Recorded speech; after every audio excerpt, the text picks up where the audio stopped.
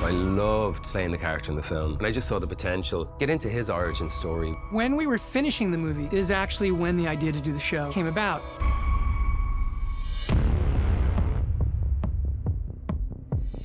The idea that Colin always understood is that he would have a certain size role in the movie, and then I really wanted to build that story out.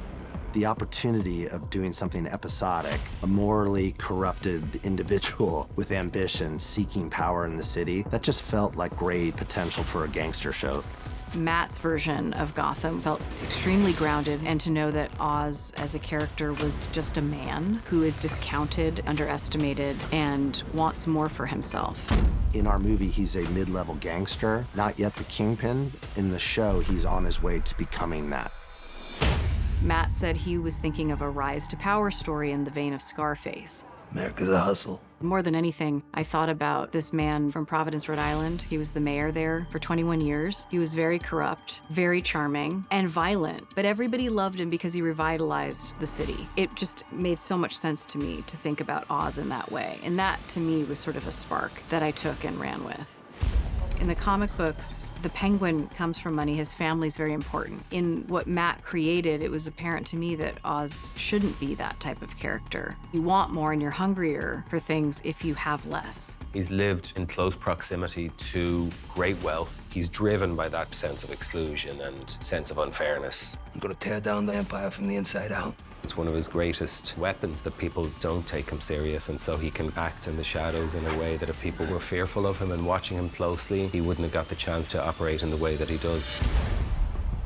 What makes a man into the Penguin? This character that we've all held some version of in our heads since we've been kids, really.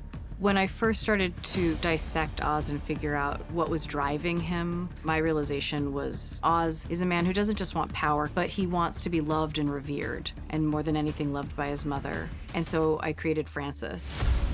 You promised me, Oswald, I deserve a better life. I'm working on it. That's why Oz is the way he is because of her. Rarely do you get to go to the underneath of it. Like, how did this end up being the way that they live together? Don't you see, dear, what you did wasn't impulsive. It was instinctual. I just don't know when it happens, when something goes from I want to take care of my mother to I want to own the world. The only person that really has any control over Oz is his mother. They become these beasts of materialism, but it's not quite like, I just want more nice stuff. It's darker than that. This city is meant to be yours, sweetheart. What are you gonna do to get it? I always wanted to create Victor. I wanted Oz to have a mentee. I got ambition. I can help you. Certain people like the Falcones would see Oz as less than, but a kid like Victor, in the place that he is, would see Oz as a god. And Oz likes that.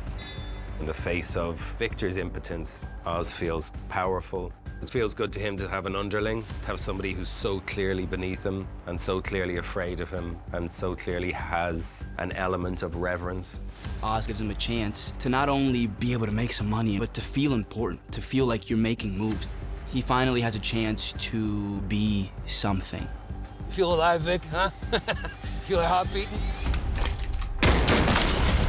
All of the emotional undercurrents, all of the psychology, that is the delicious thing that you get to do by having more time than you would have in a film.